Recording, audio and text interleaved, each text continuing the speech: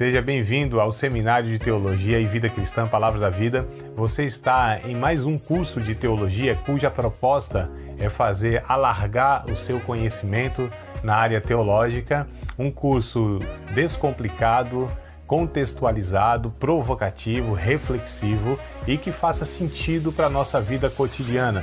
Porque entendemos que não só a construção conceitual da teologia, respeitando as correntes da teologia construída nesses quase 2000 anos, mas isso só não é suficiente. Nós pretendemos que a partir do entendimento bíblico, dos conceitos esclarecidos, nós possamos reproduzir isso em uma espiritualidade no nosso cotidiano e nas relações. Seja bem-vindo a mais...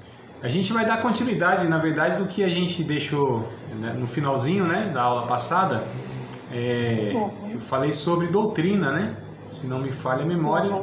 Foi isso aí, nós falamos de alguns textos lá de 1 Coríntios, Pedro, 1 Pedro, e aos Efésios também, sobre as colunas, que a verdade, a doutrina é fundamentada nos ensinamentos dos apóstolos, profetas. Eu ainda falei o que era doutrina, o que é doutrina, as verdades fundamentais da Bíblia, dispostas em forma sistemática, que a gente chama de teologia, um tratado, um discurso racional acerca de Deus. Então, doutrina é um ensinamento a respeito de Deus, de uma forma sistemática. Essa forma sistemática é o que a gente estuda aqui na teologia, ou seja, um sistema, que a gente usa para o estudo. Por exemplo, você tem lá a martiologia, estudo sobre o pecado, doutrina do pecado. Aí a gente vai usar o sistema que é o seguinte: o que diz de Gênesis a Apocalipse a respeito desse tema, desse assunto? Então a gente usa esse teologia sistemática. Então a doutrina, ela é elaborada aí dessa forma, Opa, Douglas, coisa boa, meu irmão. Chegou aí também já bem no início mesmo, aqui as minhas primeiras considerações, Varão. Então seja bem-vindo e bora nós. Opa, Vamos lá. Então doutrina, opa, deixa eu só colocar no mute aqui. Aê. Doutrina, então, é o ensinamento, que traz as escrituras de uma forma organizada, que a gente chama de teologia. Qual é a diferença entre doutrina e dogma? Dogma, que é uma palavra também que diz respeito a ensino, porém ela tem uma diferença, da doutrina que a gente está se referindo aqui. A doutrina é a revelação da verdade como se encontra nas Escrituras. Então, olha só como a gente está definindo aqui. Doutrina é a declaração da verdade como ela se encontra nas Escrituras. E dogma? Dogma é a declaração do homem acerca da verdade quando apresentado em credo. O que é um credo?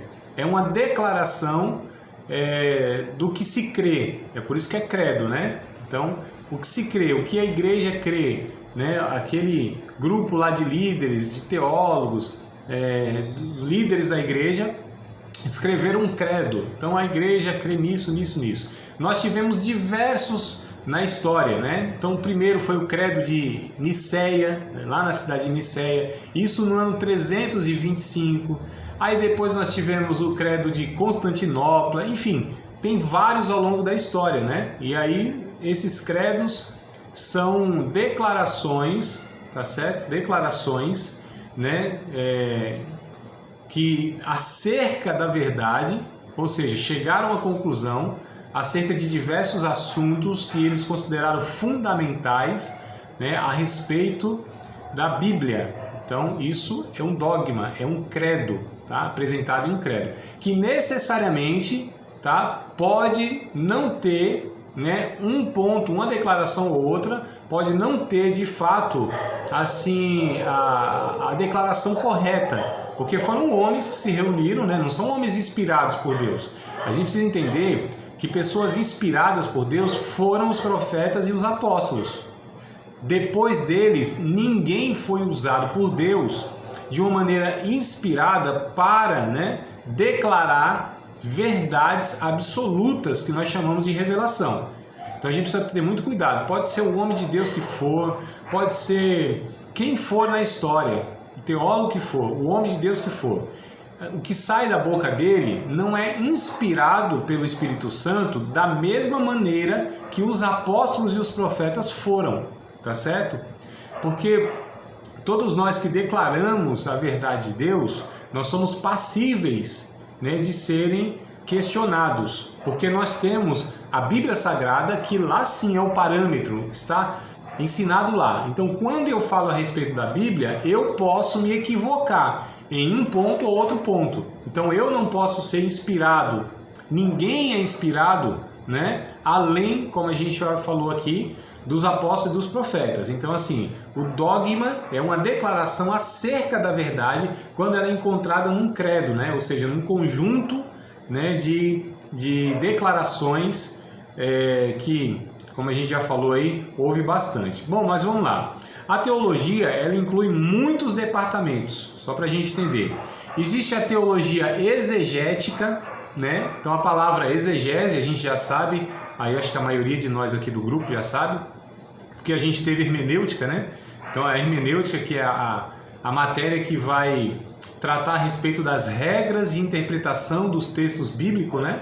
Então, a gente sabe que a exegese quer dizer a extração a partir do texto original, onde você extrai, né? Onde você busca ali a partir dos idiomas originais do Antigo e Novo Testamento, que é o hebraico, pouco aramaico, e o grego do Novo Testamento, tá? Então, teologia exegética, né? Procura descobrir o verdadeiro significado das Escrituras, tá? Um conhecimento das línguas originais nas quais foram escritas as Escrituras que pertencem, né, a esse departamento da teologia. Então, a gente está falando de teologia exegética. Esse é um departamento da teologia, tá certo? Investiga isso, os originais. O que esse termo, nesse contexto, ele quer dizer de fato, né? Não só o que corresponde à nossa língua. Então a gente vai buscar, a gente tenta resgatar e tenta buscar, de fato, o termo lá na boca do escritor, né? Naquele contexto, o que de fato ele estava ali expressando. Porque nós sabemos que as línguas originais, elas são muito ricas, né? E os nossos idiomas modernos, né? Ou seja, nem o hebraico nem o grego, né? Todos os outros, eles têm suas limitações. E quando você vai pegar qualquer tradução de uma língua para outra, você sempre perde alguma coisa no sentido de que aquela língua, quando ela usou aquele termo, ali havia um conceito, havia uma riqueza, havia um conceito peculiar, né? Então, muitas vezes a tradução não é que ela está errada, não é isso, tá? Não é que as traduções elas são erradas, mas elas são limitadas. Esse é o ponto, tá? Então, eu tenho a Bíblia aqui em português. Se eu ler aqui, dá conta de eu entender? Sim, mas eu vou ter limitações. Esse é o ponto. Não é que nossas traduções estão erradas, são insuficientes. Não são insuficientes. Inclusive nós temos assim excelentes versões da Bíblia, né? Principalmente as mais modernas. Por quê? As antigas não, os termos, inclusive, muitos não são usados hoje, né? A linguagem não é boa, né? E era um homem, geralmente, uma pessoa que se dedicava a traduzir. Hoje, né, ou de alguns anos para cá, nós temos equipes, grupo de especialistas que se reúnem para buscar a melhor versão, a melhor tradução. Então você tem lá um cara que é especialista na língua hebraica, o outro que é especialista na cultura, o outro que é especialista na geografia, o outro que é especialista nisso, naquilo. Então são especialistas em várias áreas, né, do conhecimento bíblico, que se reúnem para decidir qual a expressão mais adequada. Então isso você tem uma riqueza, uma clareza maior. Mesmo assim ainda nós temos certa limitação quando diz respeito aos originais, tá? Mas repito, as versões que nós temos aqui, elas são suficientes para que a gente entenda, né, a vontade de Deus, quem é Deus, as verdades da Bíblia, porém de uma forma limitada. Por isso que quando a gente recorre a essa teologia exegética, aí a gente consegue ter mais base, né, para afirmar as doutrinas, tá? Então, um departamento. O outro departamento aqui da teologia é a teologia histórica. Ela trata do desenvolvimento da interpretação doutrinária, né, e envolve o estudo da história da igreja.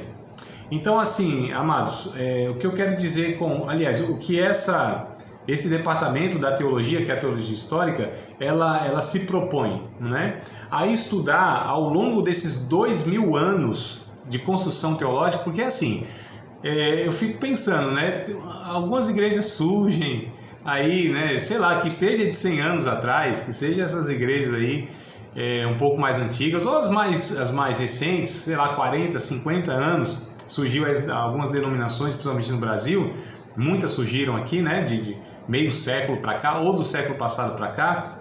As que nós temos, as principais que nós temos hoje aqui, as mais expressivas, elas são de um século para cá. Eu não estou falando das mais históricas, batista, congregacional, presbiteriana, metodista, né, que eu me lembro são essas 4 aqui, que elas são mais antigas em relação a essas do século para cá. Então elas estão aqui 300 anos, 400 anos, tudo bem, são mais antigas. Mas eu fico pensando dessas que estão 100 anos para cá, ou dessas que estão surgindo aí 30, 20 anos para cá, né? Elas desconsideram que houve 1900 anos de construção teológica e hoje acham que podem declarar e falar e interpretar, né, desconsiderando tudo isso, como se tivesse assim reinventado a roda, né? Descobrimos novas verdades, né? Deus, ele levantou a nossa igreja, o tal pregador, ou algum ensinador, algum pregador, ele surge achando que ele é a bola da vez, né? No sentido assim de ele está redescobrindo a roda. Não, amados. A gente precisa saber que existe 2000 anos de homens na história, muitos, dezenas e até centenas de homens que vieram dedicando a sua vida, né, para interpretar a Bíblia. Então tem muitos teólogos. O que a gente tem que fazer hoje, na verdade, é investigar esses irmãos, investigar os escritos deles. E tem diversos aí, né, excelentes. Homens como Tomás de Aquino, Agostinho de Hipona, Teodoro de Beza, enfim, nós temos um monte, né? Um monte assim ao longo da história. O próprio Martinho Lutero, talvez um dos mais famosos por causa da Reforma Protestante, João Calvino, Tiago Armínio, né? Enfim, Charles Spurgeon. Você tem os mais recentes, alguns até evangelistas, mas que têm uma teologia muito boa, como o próprio Dwight Lyman Moody. Enfim, os eruditos como C.S. Lewis, né? Os mais modernos, John Piper, né? Esses que ainda estão vivos, né? E o John Stott faleceu há pouco tempo. Teólogos assim a nível mundial e que eles têm muitos escritos, e a gente precisa entender que a gente não está chegando na história assim do zero, do nada. Então, a teologia histórica investiga isso, tá? Bora lá, irmã Joselma, bem-vinda, minha amada. Teologia dogmática, terceiro departamento da teologia dogmática, né? O estudo das verdades fundamentais da fé, como se nos apresentam nos credos da igreja. Então, como eu falei, né? O que é um credo? Então, o credo é uma espécie de documento, tá? Que foi elaborado, né? Cada um nas suas épocas, pelos líderes que na época eram os principais líderes da igreja. Isso eu estou falando a nível mundial. Então, quando a gente pega, por exemplo, o primeiro credo, não é o primeiro, é o segundo, na verdade, né? Que o primeiro concílio, na verdade a palavra é concílio, tá? O primeiro concílio na história foi em Atos capítulo 15. Vocês lembram dessa passagem? Quando há um questionamento assim, e os gentios agora? Eles estão aceitando a fé, eles precisam fazer o quê? Guardar o sábado, ser circuncidado, toda aquela lei de Moisés. Aí houve aquela discussão entre os líderes da igreja, que na época eram os apóstolos, e alguns anciãos, alguns presbíteros na época, né? Ali houve o primeiro concílio. E ali chegaram a resolução, né?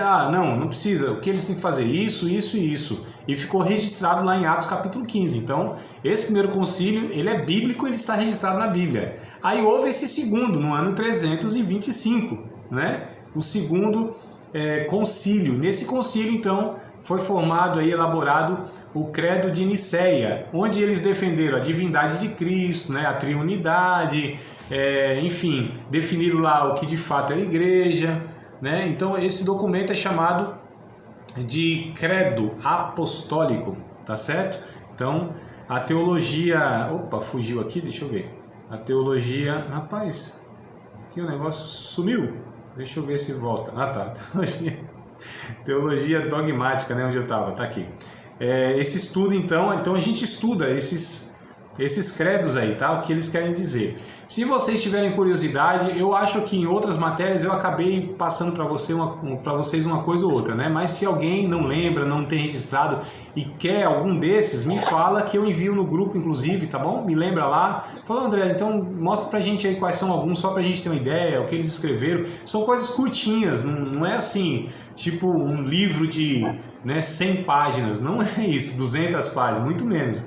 São coisas bem resumidas mesmo, bem objetivas, tá? Então falar a respeito de Cristo, tá? Cristo, sua natureza, divindade, missão, textos bíblicos, declaração e tudo mais, tá? Quem é Jesus, Deus de Deus, luz de luz, né? Gerado, não criado e aquela coisa toda. Então assim, às vezes são 3, 4, 5, 6 páginas, 10 páginas. Então vocês leem rapidinho um credo apostólico, né? Olha só como o negócio é bem tranquilo nesse sentido da leitura, tá? E é importantíssimo, porque a gente já tem uma noção, fala, nossa, olha só, né? Isso aqui é a base, era o que a igreja cria e o que a igreja continuou crendo. É que alguns foram só acrescentando, porque houveram novos questionamentos, né? Esse primeiro credo, chamado credo niceno, né? Na cidade de Niceia, é porque houve lá um certo presbítero que ele questionou a divindade de Cristo. Ele disse, não, Jesus não era Deus, não. Ele falou, Jesus não era Deus, né? Aí sim, houve outro presbítero lá, falou, não, então vamos debater. Você está falando que Jesus não era Deus, então vamos aqui debater. Aí, junto com outros líderes, os dois debateram e aí criaram, então, defenderam a divindade de Cristo. Mas para falar da divindade de Cristo, tiveram que falar da divindade do Pai e do Espírito Santo também. E aí, com isso também houve outros temas. Aí depois, lá mais para frente, houve outros questionamentos. Aí se reúne a igreja, os líderes da igreja, para defender então aqueles ataques heréticos, né? Aí na Reforma Protestante, por exemplo, Martinho Lutero, então ele questionou a Igreja Católica nos seus dogmas, né, que não tinha base bíblica. Aí houve o Concílio de Trento, se não me falha a memória, de 1546 a 1563, alguma coisa assim, uns 20 anos. Então, uns foram mais tranquilos, em um ano, em um mês, 2 meses, resolveram lá. Outros não, ao longo dos anos foram tendo esses debates até que fossem resolvidos, né? Só para a gente entender. Então, isso é teologia dogmática, tá? E a gente tem aqui na sequência a teologia bíblica. Olha só, o 4º departamento da teologia. Valdir, bora lá, viu, Valdir? Tô falando aqui Você entrou aí já em andamento, mas bora acompanhando. Qualquer coisa, dá um salve aí, mano. Como eu falei pros irmãos esse dia, né? Falando, mas tá falando gíria? Ué, o anjo falava gíria, salve agraciada. Tava tudo certo. Teologia bíblica, né? Traça o progresso da verdade através dos diversos livros da Bíblia e descreve a maneira de cada escritor apresentar as doutrinas importantes. Olha só, a teologia bíblica, ela traça o progresso, né, da verdade através dos diversos livros da Bíblia e descreve a maneira de cada escritor apresentar as doutrinas importantes. Nós temos um curso, inclusive alguns alunos aqui são alunos também desse curso de quarta-feira, né? Quarta-feira a gente tem um curso aqui que a gente chama de teologia bíblica, justamente por isso, porque a gente estuda cada livro da Bíblia, não é isso? O Douglas, o Valdir, eu não lembro tudo, também é Valdir. Douglas, o Valdir é que eu esqueço, a cabeça não dá conta não, de lembrar as coisas. Mas aqui, ó, a gente tem alguns alunos aqui que eles fazem também esse curso, tá? Porque a gente estuda a Bíblia livro por livro, desde Gênesis até Apocalipse, os 66 livros. Quem foi o autor, qual é o tema principal daquele livro, quando ele foi escrito, qual o contexto cultural, qual o contexto, a geografia, né? O que aquele livro ele diz respeito a nós, quais verdades ele traz. Então, assim, a teologia bíblica estuda livro por livro da Bíblia e estuda qual o conteúdo, qual a verdade ou as verdades contidas naquele livro, tá certo? E esse progresso, né, a gente percebeu, estudando o Antigo Testamento, que foi acrescentando a revelação de Deus, o esclarecimento livro por livro. Um profeta ia completando o outro, uma informação ia acrescentando na outra, né? E aí a gente chega no Novo Testamento, aí vem a plenitude da revelação, os evangelhos, as cartas de Paulo e por fim o Apocalipse. Então a teologia bíblica estuda livro por livro.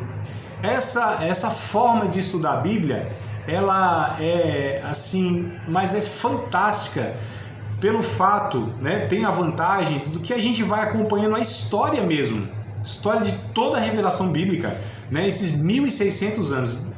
Para Moisés escrever de Gênesis até João escrever Apocalipse, que é o último livro, isso durou 1.600 anos, né? Então a gente vai estudando, acompanhando esses 1.600 anos de história que foi acontecendo, a terra de Israel, a vinda de Jesus, as cartas ali do Novo Testamento, né? E até o Apocalipse. Então isso também é algo fundamental para que a gente tenha um conhecimento adequado para assim conhecer de uma forma diferente, né? Do que a sistemática. Então a sistemática, como a gente falou, vamos estudar sobre pecado? Vamos. De Gênesis a Apocalipse, o que a Bíblia diz sobre pecado. Vamos estudar sobre salvação? Vamos. O que a Bíblia diz de Gênesis a Apocalipse. Vamos estudar sobre Cristo? O que a Bíblia diz de Gênesis a Apocalipse a respeito de Cristo. Isso é sistemático, né? Estudo por temas. Agora o bíblico, teologia bíblica, é estudo de livro por livro, tá? Isso é muito bom, nos traz uma riqueza enorme, né?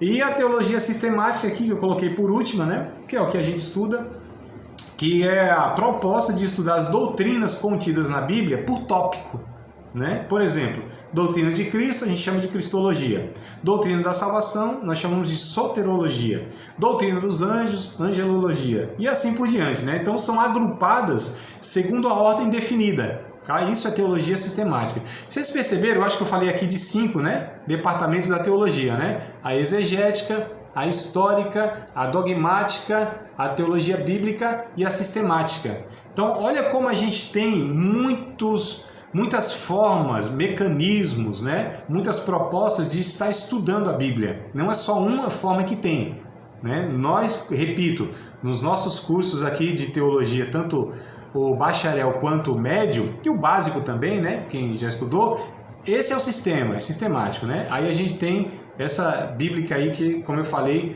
a gente também tem esse curso. E fazendo, por exemplo, 2, né? Os irmãos que estão fazendo sabem que tem, que não é uma repetição, né? A gente não está repetindo o que a gente estudou na sistemática. De fato, é uma abordagem diferente, né? A gente investiga coisas diferentes. Enfim, tudo isso aqui, amados, ó, essas informações eu extraí desses 2 livros que eu indiquei para vocês. Olha só como eles vão trazer. Isso aqui, esse aí, ó. Irmã Sandra tá ali, tá conhecendo as doutrinas da Bíblia, né? É esse aí, ó. Eu tirei também desse, né? Daqueles da base da fé. Irmã Sandra, você já leu ele, assim, tudo não? Leu alguma coisa? Não leu, né? É que tá sem áudio aqui, mas eu tô entendendo que você não leu, então. Tá certo, amada. Leia e a irmã vai ver que riqueza que vai trazer. Eu só peguei aqui, extraí algumas coisas, né? Lógico, fiz alguns comentários meus e tudo mais, mas ó, esses livros vão trazer essas informações para vocês de uma maneira muito mais detalhada do que eu trouxe aqui, tá? Mas vamos lá. Na continuidade aqui, eu vou trazer, então, a primeira base, a primeira aula, e hoje foi uma introdução, né? Agora eu vou falar das bases, no mínimo eu vou falar de umas 8, aí vamos ver se dá pra gente falar de 8, 9 bases, tá? Como eu falei pra vocês, esse livro Bases da Fé Cristã vai propor 20 fundamentos, 20 bases, e aí eu não vou ter condição de falar tudo isso, né, irmão? Senão a gente vai ficar aqui, quanto que dá? 20 semanas aí? 5 meses, né? Aí não tem como, né? Mais umas 8 aí, se Deus quiser, ou seja, uns 2 mesinhos a gente vai ficar nessa matéria. E aí eu vou trazer hoje a primeira base, tá certo? O primeiro fundamento, que é a Bíblia. Então, o que é a Bíblia? Então, hoje nós vamos falar sobre o fundamento da fé cristã, que é a Bíblia, tá? Toda declaração doutrinária deve estar baseada no que Deus disse sobre o assunto. Isto é, o que a Bíblia ensina, né? Então, de onde nós extraímos? Qual é a base que nós temos? A referência única de onde nós tiramos, tá certo? As informações para concluirmos, para discutirmos, de onde nós pegamos os argumentos para a gente falar entre nós, entre cristãos aí, ou até mesmo daqueles que querem saber da nossa fé, né? As nossas opiniões são tiradas da onde? Né? Da Bíblia. São as Escrituras, unicamente as Escrituras, tá certo? Então é a Bíblia, nós somos o povo do livro, nós somos o povo que busca a fonte da verdade nas Escrituras Sagradas. Então a gente sabe que tem muitos movimentos aí religiosos, né, como por exemplo o Adventismo do Sétimo Dia, Testemunhas de Jeová, a Igreja dos Santos dos Últimos Dias, né, conhecido como os Mormons, né, eles têm escritos paralelos, eles têm escritos que não são bíblicos, né? Por exemplo, você tem lá o pastor Charles Taze Russell, né? Ele escreveu algumas coisas e até hoje os Testemunhos de Jeová tem lá os escritos deles, são periódicos, né, que eles escrevem, né? Sentinela, Despertai. Você tem no Adventismo do Sétimo Dia os escritos da Ellen Gold White, né, que é a profetisa deles. Então, dali eles extraem, né, suas opiniões e criam suas doutrinas também. Nós cristãos não podemos ter outra fonte onde nós extraímos as verdades bíblicas, tá certo? Nós podemos ler teólogos, como a gente falou aqui, nós podemos ler livros de comentários da própria Bíblia, porém, todos eles devem passar pelo crivo, pela peneira, pelo filtro das Escrituras Sagradas. É por isso que sempre que tem uma declaração lá, é bom que tenha uma referência bíblica, para que a gente consulte a Bíblia para saber se aquela declaração tem fundamento no texto lá que o autor, né, o comentarista lá, ele está declarando, tá? E aí a gente tem que pegar, né, precisa pegar aquela referência bíblica, ir na Bíblia e ler o contexto para ver se aquilo tem fundamento ou não, tá certo? Base ou não. Então, assim, de onde nós tiramos? Né? Da Bíblia Sagrada. E aí eu coloquei aqui que a Bíblia ela tem 4 funções e tem 4 categorias, tá? 4 funções e 4 categorias. 4 funções eu extraí de 1 Timóteo, capítulo 3, verso 16. Bora lá consultar, ler junto. Esse texto eu já até li com vocês, talvez em outra ocasião, mas vamos trazê-lo de novo na nossa conversa, né? Sempre a gente vai consultar a Bíblia, sempre a gente vai declarar alguma coisa, mas buscando lá de onde nós tiramos aquela nossa ideia. Não pode ser da minha imaginação, né, irmão? Ah, eu acho que é assim, eu sinto que é assim. Eu falei, amados, antes que a gente leia lá o texto mesmo, tá? Preste atenção aqui no que eu vou falar. Eu falei de movimentos religiosos aí, esses que eu citei, pelo menos os 3, tem mais outros, né? Tem outros tantos que tem lá os seus escritos, como eles dizem ser escritos sagrados também. Enfim, tem o próprio islamismo, você tem o budismo, você tem muitos outros. Só citei 3, mas tem outros aí que tem os seus escritos sagrados, né? Nós não, é só a Bíblia Sagrada. E tem uns que a gente brinca que tem a Bíblia sangrada, né? Eles sangram a Bíblia, mas a nossa é Bíblia Sagrada, tá? Mas o que acontece? Até aqueles que se declaram cristãos e eles dizem que só tem a Bíblia, né, como fonte da verdade, mas quando chegam no púlpito, quando vão ensinar, pregar, eles falam um monte de coisa que não tem base bíblica, porque são muitas vezes declarações soltas que não têm fundamento bíblico no geral, né? São as más interpretações, são as pessoas que não buscam o preparo teológico adequado para expor uma verdade. Tem gente que não tem a habilidade, que não tem o conhecimento adequado para expor certas verdades da Bíblia. E aí elas se atrapalham tudo, falam um monte de coisa que não tem coerência, porque leram um livro tal, do fulano de tal, porque ouviu de lá e trouxe para cá. E é muito complicado, né, amados? Se quem se prepara já tem seus sufocos, suas dificuldades, né? Imagina aqueles irmãos que desprezam o estudo, a investigação bíblica. Imagina. Então, tem essa questão também, a gente precisa pôr a navalha na nossa carne. Nós, evangélicos, protestantes, né? A gente precisa entender que tem um bocado de coisa aí que é falado que não tem base bíblica nenhuma. Vai no achismo e tudo mais. Mas vamos lá. 4 funções que a Bíblia tem. 2 Timóteo, eu acho que eu falei primeira, né? Não é primeira não, desculpa. É 2 Timóteo, tá? Eu até vou corrigir aqui. Eu falei primeiro porque eu escrevi primeiro. Eu vou até corrigir aqui, ó, para não repetir o erro. Então, 2 Timóteo, capítulo 3, versículos de número 16. Toda a escritura é divinamente inspirada, é proveitosa para ensinar, para redarguir, para corrigir, para instruir em justiça. Então, olha só. Esse texto aqui nos mostra que a Bíblia tem 4 funções, está no texto. Qual é a primeira função? Ela é pedagógica. A primeira função da Bíblia é pedagógica, ou seja, é um livro que instrui, que ensina, tá certo? Que não é só que adestra, que vai lá e manda a pessoa fazer por fazer, né? Não são mandamentos dizendo assim, faça isso, faça aquilo, né? Sim ou não. Não, ela ensina, ela instrui. Deus, ele é pedagógico, ele conduz cada um de nós num processo de amadurecimento. Então a Bíblia é pedagógica. Essa é a declaração, ó. Ela é proveitosa para ensinar, tá certo? Essa aqui é a função pedagógica, para ensinar. Segunda função aqui, ó, para redarguir. Eu sei que essa palavra aqui talvez ela não é da... que eu estou sem outra versão aqui. Deixa eu ver se eu pego outra versão rapidinho. Vocês têm alguma versão que está diferente? Ao invés de redarguir, tá alguma outra palavra aí? Esqueci aqui de pegar. Repreensão. Como tá, irmã Joselma? Repreensão. Repreensão, repreender, né? Mas vamos lá que eu acho que tem uma melhor aí, viu?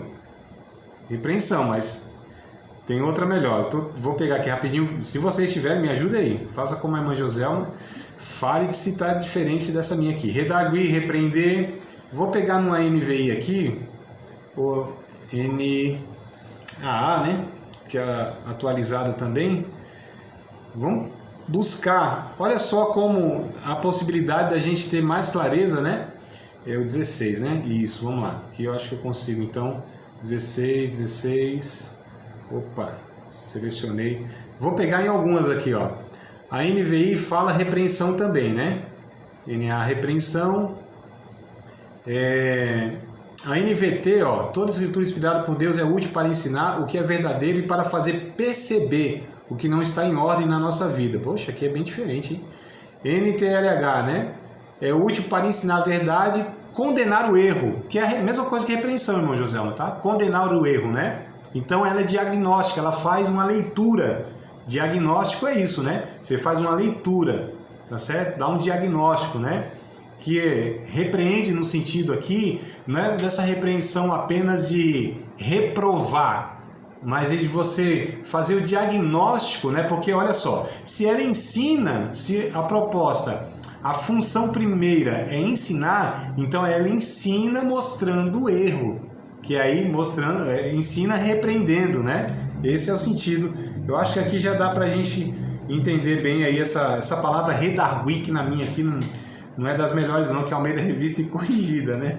Olha só como eu falei a verdade, né? Que lá atrás nós tínhamos algumas versões que elas não são tão adequadas porque você tinha algumas limitações, né? E a gente percebe que consultando outras versões, ó, a gente chega a uma melhor compreensão, né? Isso é a teologia exegética, né?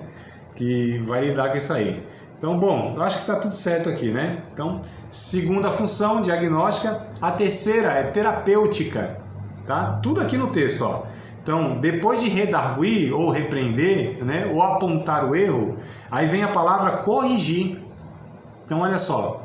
Então, toda a escritura divinamente inspirada é apta para ensinar, redarguir e corrigir. A correção bíblica, ela não é uma punição, tá certo? A correção bíblica não é um castigo punitivo. A correção bíblica é um corretivo, é uma correção. Ou seja, ela trata, ela é terapêutica, né? As palavras de Deus, a Bíblia, ela não traz uma informação para punir, tá certo? É uma informação, ainda que repreenda, como a gente falou, pelo processo do ensino, mas é para tratar, é para sarar a alma do homem, né? As sãs palavras que o Paulo vai dizer, inclusive nessas sãs palavras. Então olha que coisa interessante, ela corrige, ela é terapêutica. E a quarta função da Bíblia está aqui, ó, na verdade está no verso 17 que nós não lemos, né? Para instruir em justiça, aí a gente entra no 17, para o homem de Deus ser perfeito e perfeitamente instruído para toda boa obra. Ou seja, a quarta função é a prática, tá certo? Então a Bíblia, ela tem o propósito de nos levar a praticar aquilo que aprendemos, né? Então Deus, ele pretende através do ensino, olha só, fazer a leitura para nós do que está equivocado na nossa vida, forma de pensar, forma de sentir, forma de falar, forma de viver. Fez essa correção, fez, melhor dizendo, esse diagnóstico, mostrou para nós quem nós somos, né? A partir do caráter dele, para a gente comparar, ele vem e nos corrige, ele trata. Para que tudo isso? Para que a gente pratique a palavra de Deus. Então, olha que coisa interessante, amados, como a proposta da Bíblia, ela é completa. Não quer que o homem apenas faça por fazer. Deus dá uma ordem e ele obedece, sem entender. Não. Deus quer que a gente compreenda, essa compreensão, que ela venha fazendo o diagnóstico na nossa vida, mostrando em nós o que precisa ser transformado, trata isso em nós, sara a nossa alma, né? E aí nos leva à prática. Porque o Evangelho é isso, é uma vida de novidade, de prática, né? Então, não é de teoria e tudo mais. Então, as 4 funções da Bíblia. Tudo bem, amados e amadas? Tudo bem? Podemos ir para frente? Tranquilo? Nenhuma pergunta, nenhuma dúvida, nenhum comentário? Então, tudo bem. Vamos fazer o seguinte. Eu falei de 4 funções, né? Vamos falar de 4 categorias, tá? Eu quero trabalhar mais essa questão das categorias aqui. Então, a Bíblia tem 4 funções. Hoje a gente está falando de uma base da fé. Então, eu quero que vocês guardem isso aqui, tá? Estamos falando de uma base da fé. Qual é a base? Qual é o fundamento? A Bíblia. Então, a Bíblia. E aí a gente falou de 4 funções e agora a gente vai falar de 4 categorias. Se vocês quiserem anotar, a primeira categoria é autoridade, certo? Autoridade. A segunda é a clareza, clareza. A terceira, necessidade. E a quarta, suficiência. Então essas são as 4 categorias. Falamos de 4 funções e agora de 4 categorias, tá? Então, autoridade, clareza, necessidade e suficiência, tá?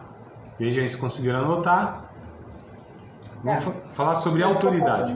Oi, tá? Posso seguir? Consigo anotar? Falta depois de clareza. Tá, clareza. E aí vem a necessidade. A terceira categoria, necessidade. E a quarta, suficiência. Isso. Autoridade, clareza, necessidade e suficiência. A gente chama isso aqui de 4 categorias da Bíblia, tá? Autoridade, todas as palavras da Bíblia são palavras de Deus. Todas as palavras da Bíblia são palavras de Deus. Por que é necessário a gente compreender isso, entender e concordar nisso? Porque nós temos uma corrente de estudo teológico chamado de liberalismo teológico, né? São os teólogos liberais.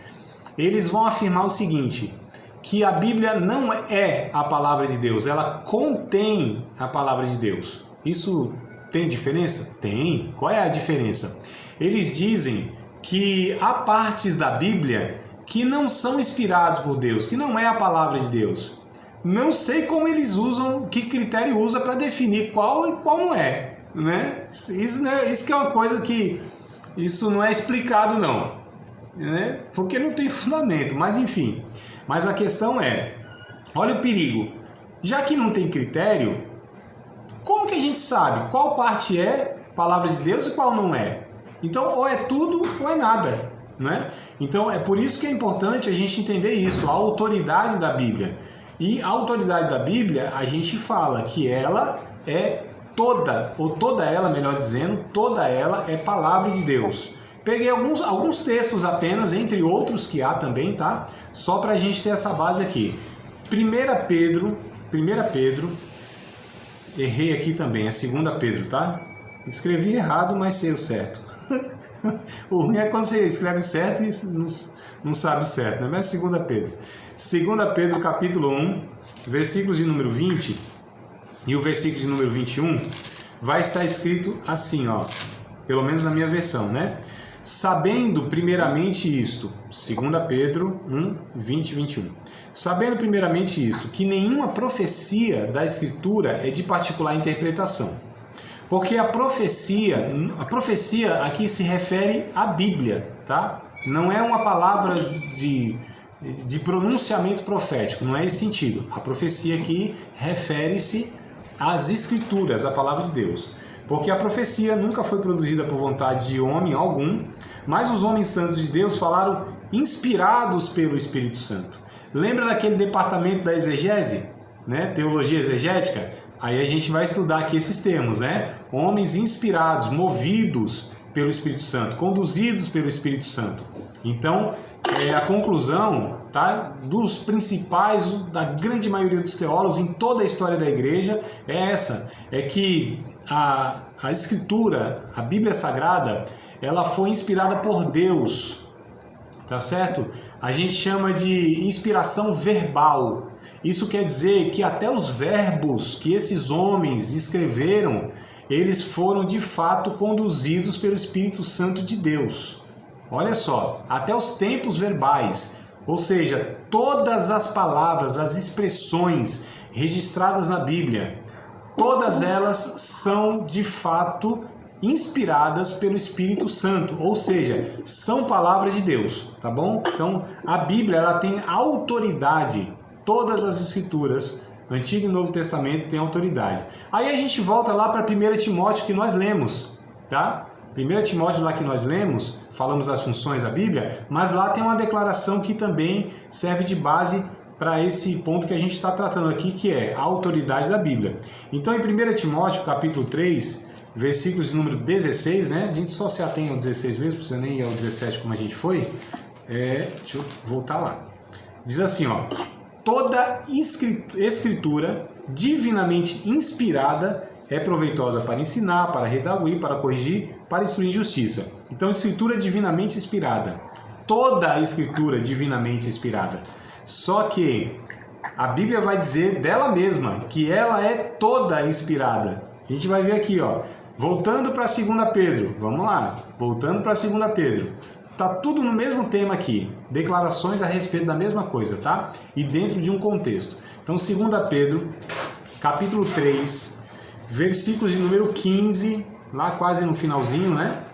Versículos de número 15. É isso mesmo? Não, desculpa, é 16. 2 Pedro, esse aqui eu escrevi certo também, é que eu falei errado. 2 Pedro 3,16. Falando disto, como em todas as suas epístolas, entre as quais há pontos difíceis de entender, que os indoutos e inconstâncios torcem igualmente as outras escrituras para a sua própria perdição. O apóstolo Pedro está se referindo aos escritos de Paulo, chamando de outras escrituras, né? Ou das escrituras. Então, olha só, não é só o Antigo Testamento que os apóstolos consideravam, os judeus, né, apóstolos aí, eles consideravam como as escrituras sagradas. Eles consideravam também que o Novo Testamento, ali os escritos, por exemplo, do apóstolo Paulo considerava os escritos do apóstolo Pedro, né, e assim, entre eles, como sendo escritura também, ou seja, inspirado, tá? 1 Timóteo, capítulo 5, versículo 18, olha que coisa interessante. 1 Timóteo, capítulo 5, versículo de número 18, o apóstolo Paulo diz assim: como diz a Escritura, não ligarás a boca do boi que debulha, e digno é o obreiro do seu salário. Então olha o que ele afirma. Porque diz a Escritura, ele pega dois textos aqui. Ele está citando dois textos aqui. Um lá do Antigo Testamento, que é Deuteronômio, capítulo 25, verso 4, que está escrito isso: não atarás a boca do boi que debulha, né? Então ele pega o Antigo Testamento, Deuteronômio 25, 4. E ele pega o Novo Testamento, Lucas, capítulo 7, verso 10, que está escrito: digno é o obreiro do seu salário. Então olha que coisa interessante. Paulo, ele considerando Antigo Testamento e Novo Testamento como sendo escritura, tá certo? Ou seja, palavra de Deus inspirada. Então a Bíblia, ela é autoritativa, ela é autoridade, toda ela, amados. Então não tem um texto da Bíblia que não é inspirado por Deus. O que a gente precisa saber e fazer é o seguinte: interpretar aquele texto dentro do seu contexto. Se é Antigo Testamento, a gente precisa entender se há mandamentos lá, se há ordens de Deus que só diz respeito a Israel, porque Israel pertence a uma aliança que a gente chama de Antigo Pacto, Antigo Testamento, né? ou se aquele mandamento ele também continua no novo pacto, que a gente chama de Novo Testamento, a qual nós fazemos parte.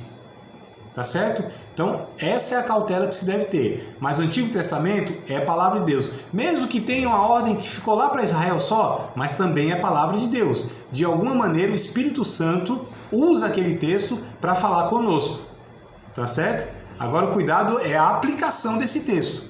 A aplicação do texto é que a gente precisa saber se aquilo de fato no comportamento era apenas para Israel ou se o Novo Testamento, na boca de Jesus, na boca dos apóstolos, continua a proposta de nos comportarmos daquela maneira. Ou se de lá nós extraímos, tá certo, alguma lição, né, de entendimento. Ficou claro? Ficou confuso o que eu falei agora, amados? Tá tranquilo? Tá. Então, ótimo, porque é uma coisa que a gente precisa, assim, ter a clareza. E falando de clareza, é a segunda categoria. Segunda categoria aqui, clareza, né? Opa, vamos lá. À medida... Aleluia! Estão cantando aí louvores ao Senhor. Deixa eu... Saiu aqui algum cântico aqui no áudio, só aí. Vamos lá, coisa boa. Quem tá alegre, cante, né? Quem tá triste, ore. Então, tão alegre, estão cantando, né? Clareza, tá? Segunda categoria. À medida que lemos a Escritura e procuramos entendê-la, descobrimos que algumas passagens são mais fáceis de entender do que outras, né? Embora determinados versículos possam, de início, parecer mais difíceis de compreender, a Bíblia ela foi escrita de tal maneira que todas as coisas necessárias para alguém se tornar um cristão, viver como um cristão e desenvolver-se como um cristão estão claras, tá certo? Então a gente entende. Nós lemos inclusive o que Pedro falou, que Paulo escreveu algumas coisas difíceis de entender, né? Então nós sabemos que a parte da Bíblia que elas precisam de um estudo mais aprofundado, né? A gente vai ter mais trabalho para entender e tal. Mas assim, a grande maioria, né, dos ensinos bíblicos, eles são tão claros que é suficiente para que uma pessoa se torne um cristão, né, como eu escrevi aqui, tá? Para que ela não só se torne um cristão, mas que ela possa também saber como se deve viver como cristão e também como ela pode se desenvolver, né, amadurecer como cristão. Então, assim, a Bíblia, ela, apesar de ter pontos difíceis, né, de fato, de interpretação, mas aquilo que é fundamental, o que é necessário, amados, para a nossa salvação, para sabermos quem é Deus, tá certo? E para sabermos o que Deus quer de nossa vida, isso é claro. A gente tem um pensamento na teologia que é assim: a Bíblia ela tem ensinamentos tão rasos que uma criança não se afoga. E ela tem ensinamentos tão profundos que um mergulhador profissional não consegue chegar lá no fim, né? Então, há essas duas realidades. Mas o principal é, a Bíblia é clara. Deus não fala por enigmas. Deus não fala por mistérios, né? Embora haja, como a gente falou aqui, alguns pontos que para nós é uma interrogaçãozinha, é um mistério. Mas esses pontos que são poucos da Bíblia, na verdade, né, a grande minoria, eles não são essenciais para saber quem é Deus, para viver como um cristão, para saber a vontade de Deus, né? E nem como a gente se desenvolver, amadurecer. Eles não são essenciais para isso, tá certo? O que é essencial, Deus deixou acessível a todos nós. Então, Salmo 19, né? Eu separei aqui 2 salmos só para a gente entender isso, tá? Tem vários outros textos que a gente poderia pegar, mas peguei só 2 para exemplificar. Salmo 19, versículo 7, procurando com vocês aí também. Salmo 19, versículo de número 7. Diz assim: a lei do Senhor, a lei refere-se, né, aqui ao Antigo Testamento e à própria Bíblia. A lei do Senhor é perfeita e refrigera a alma. O testemunho do Senhor é fiel e dá sabedoria aos simples. Então, olha só, ela é clara e dá sabedoria às pessoas simples, né? Não precisa ser o teólogo, não precisa ser o erudito, o acadêmico, não. A Bíblia, ela lida, ela buscada com o coração sincero, né?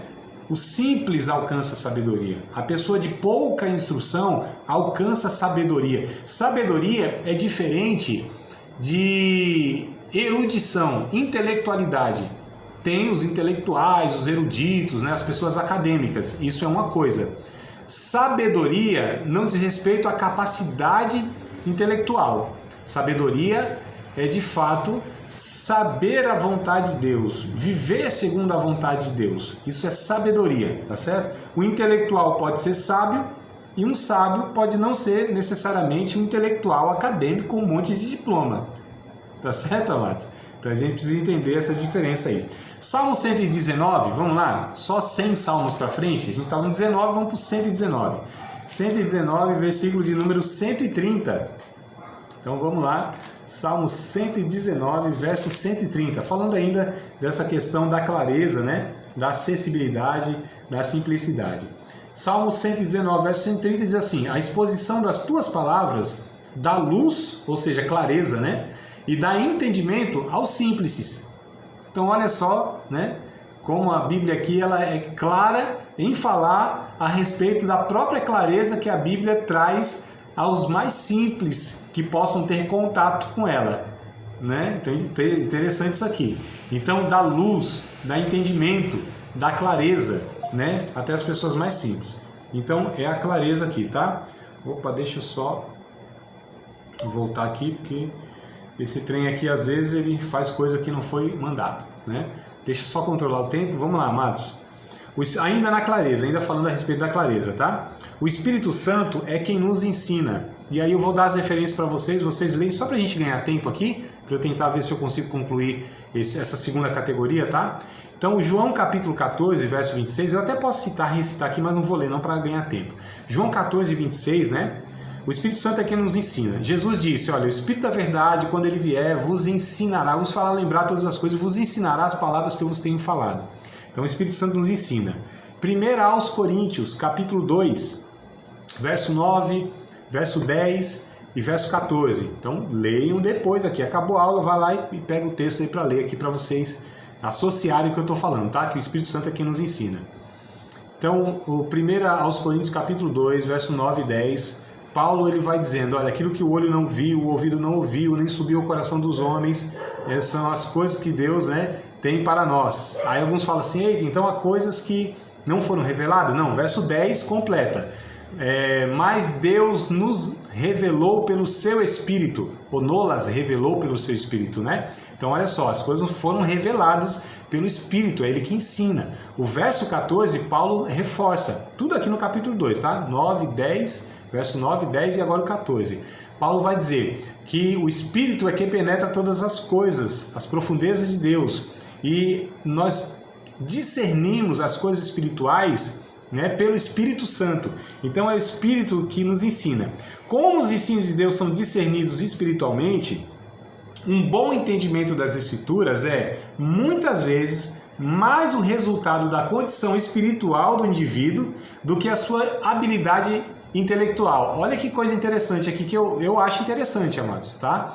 Então, assim, como tudo isso é discernido espiritualmente, é o Espírito Santo que nos conduz à clareza, né? Que nos ensina, que nos abre a compreensão, se é o Espírito Santo.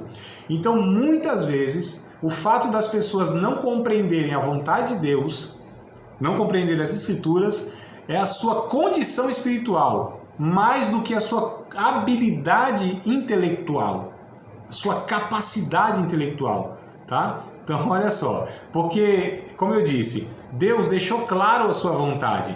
Então, quando a gente busca com o coração sincero a Deus, o Espírito se encarrega de nos instruir, né? Mas há também a questão do processo de crescimento, a gente entende isso, né? Porque senão a gente conclui, André, então tá bom. Então você está falando que todo mundo que não compreende adequadamente a vontade de Deus é porque ele está mal espiritualmente? Não necessariamente, amados. A gente sabe que há a questão do amadurecimento, né? Então a pessoa, ela nasce no Evangelho, né? Ela nasce em Cristo, ela tem um novo nascimento e ali ela vai amadurecendo, vai crescendo, vai progredindo, como é na vida natural, né? Então a gente não nasce pronto, a gente não nasce sabendo as coisas, a gente vai aprendendo ao longo da vida, da aplicação do estudo, enfim.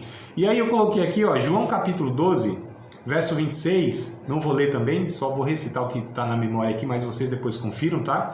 João capítulo 12, verso 26 e 2 Pedro, capítulo 1, versos 5 ao 8. Esse eu gostaria que vocês lessem depois mesmo, sem deixar de ler esses dois aqui. Então, João, capítulo 12, verso 26, que vai dizer mais ou menos o seguinte, que os discípulos ouviram Jesus falar e não compreenderam naquele momento. Mas lá na frente, depois que Jesus foi assunto ao céu, aí eles falaram, agora a gente compreendeu o que Jesus falou lá atrás. Então, a gente percebe que há esse processo de amadurecimento. Até os discípulos, ouvindo de Jesus, naquele momento não entenderam. Jesus ensinou, falou e eles ficaram ali meio, nossa, o que quer dizer isso aqui? Mas depois eles foram sendo amadurecidos e aí compreenderam, né? O 2 Pedro, capítulo 1, versos 5 ao 8, é bem interessante porque Pedro ele vai falar desse processo. Acrescente a sua fé a virtude a ciência. Então, esse acréscimo, né? Depois vocês leem lá, tá? Importantíssimo esse versículo de 2 Pedro também. Capítulo 1, versos 5 ao 8.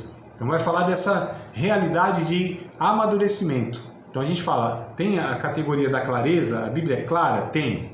Mas tem alguns motivos porque as pessoas não compreendem. O primeiro é a negligência bíblica, a gente vai falar na próxima aula se Deus quiser.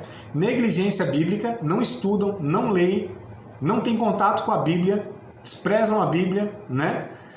Não dedicam tempo como a gente está fazendo aqui, tá? Um tempo mínimo, né? Um tempo mínimo aqui, uma horinha na semana é uma coisa mínima. A gente vai falar que o bom é todo dia, né? Mas enfim, vamos lá. Mas tá bom por enquanto aqui, viu? E eu sei que vocês estudam, né? Além da aula aqui, vocês leem, estudam e tal, leem livros e tudo mais. Mas vamos lá. Então se dá o fato das pessoas desprezarem, pelo fato de que as pessoas muitas vezes não têm uma vida espiritual diante de Deus, e aí se é o Espírito Santo que ensina, essas pessoas não nutrem uma vida espiritual diante de Deus, também é um motivo, né, delas não compreenderem, não terem a clareza da vontade de Deus. E o terceiro também ponto é que há também esse processo de amadurecimento.